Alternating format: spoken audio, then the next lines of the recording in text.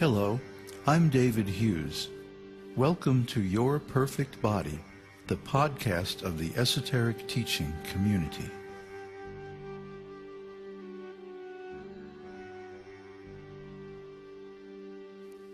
Today's podcast will cover two questions which I received recently.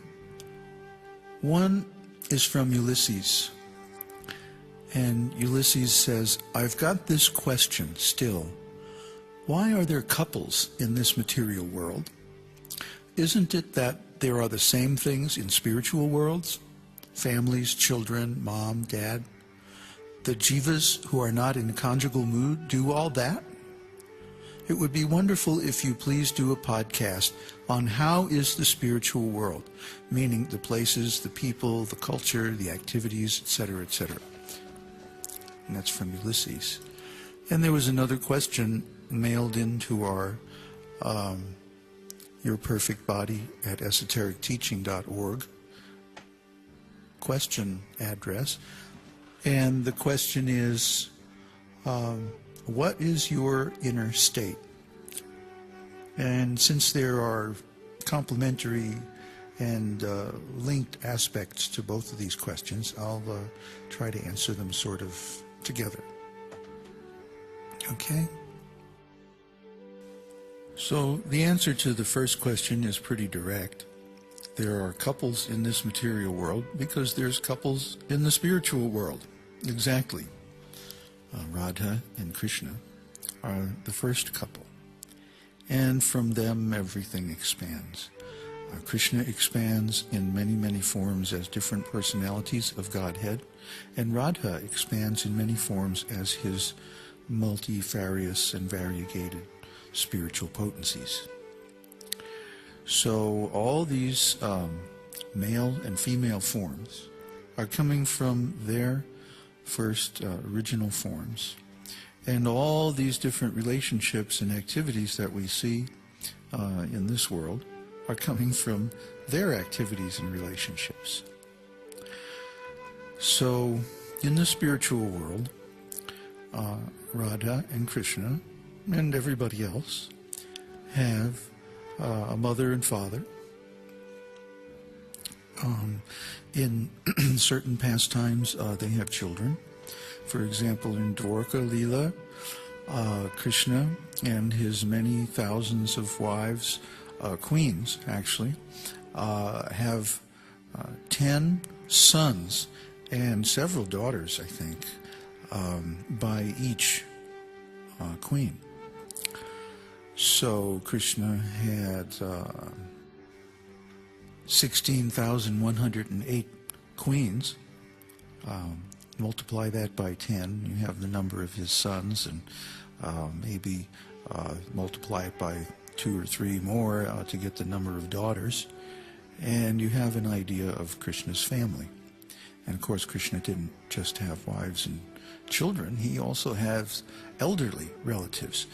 The whole Yadu dynasty was actually related to Krishna in one way or another, and they of course were cousins of the Vrishnis, who were the Pandavas and the Kauravas and all those families. They were all related, all royalty in ancient India.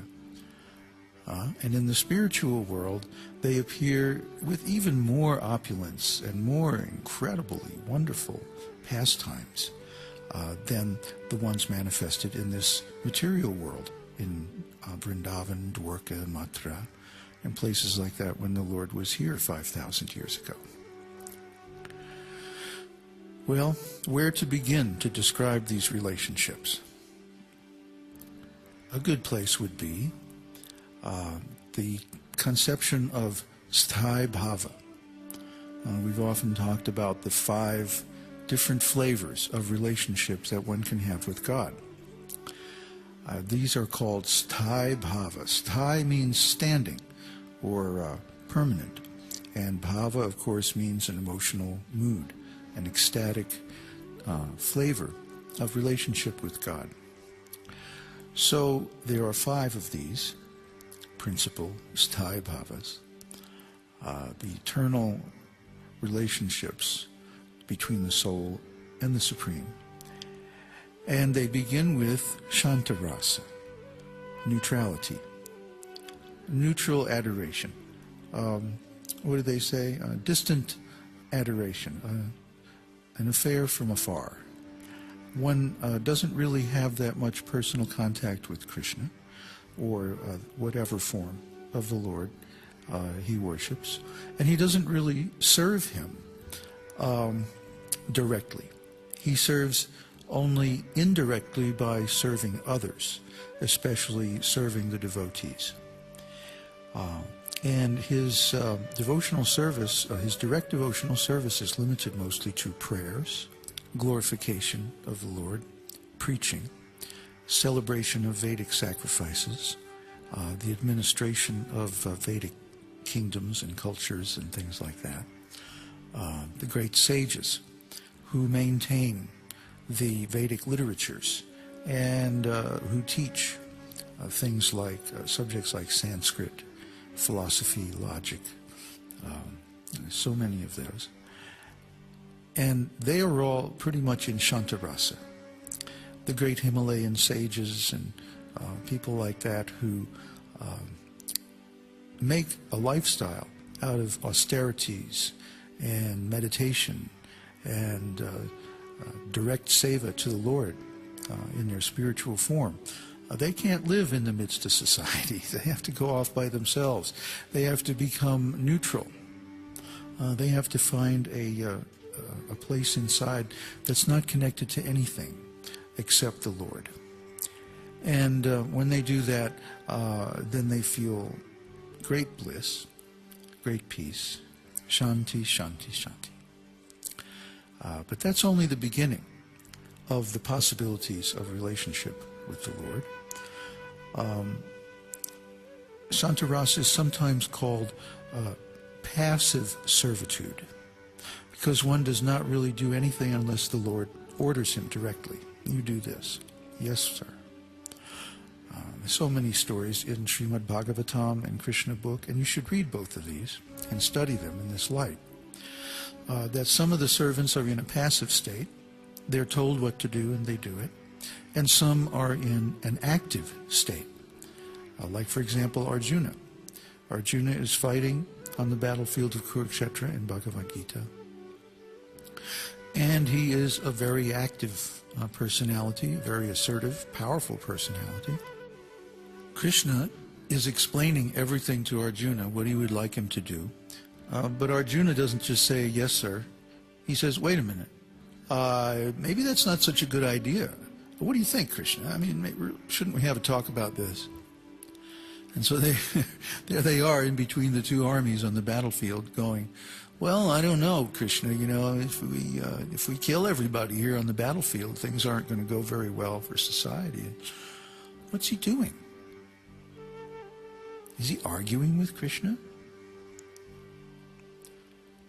No. What he's doing is active service. In other words, he's engaging his initiative.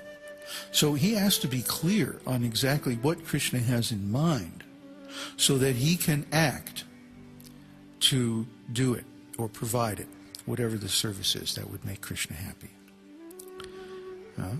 He's not a passive servant, he's an active servant.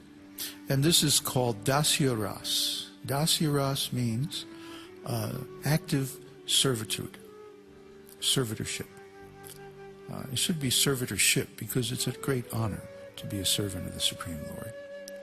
And to carry out one's duties for his satisfaction is the principle of karma yoga. It's also the principle of devotional service. So they go very well together.